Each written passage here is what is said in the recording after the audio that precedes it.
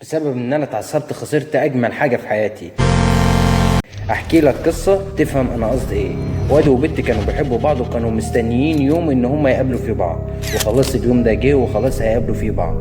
الواد حب يجيب هديه للبنت دي، فلا رسم ليها لوحه وقعد فيها شهور بيرسم فيها، وخلاص لما اتقابلوا اداها اللوحه دي وهي فرحت بيها قوي وكانت مبسوطه. بس في نص الكلام هما بيتكلموا البنت قالت للواد ان احنا عايزين نقابل بعض تاني في نفس اليوم ده بس على الشهر اللي جاي. الواد قال لها غصب عني ما اقدرش عشان هي ساعتها هيبقى فيه معايا تمرين ومش هقدر اجي.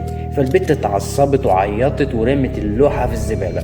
الواد كرامته نقحت عليه وقال لك خلاص طول ما هي ما قدرتش تعب الشهور ولمت لوحتي في الزباله فهي ما تلزمنيش، وسابها. البت بعدها بكام يوم بعد ما هديت ندمت وقعدت تبكي على ان هي خسرت اجمل حاجه حصلت لها في حياتها.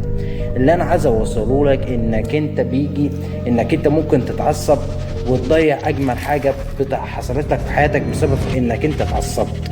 واللي بيحصل هنا انك انت بيجي الدور اللي مسؤول في دماغنا اللي هو الاسود الامجديلا، اللي هو ده عامل زي الحارس اللي بيصرخ في وشك، اللي هو يقول لك حب او اكره، واجه او اهرب. ده ده الجزء المسؤول في دماغنا ان هو بيقول لك انك انت مش تخليك تعرف تفكر بهدوء.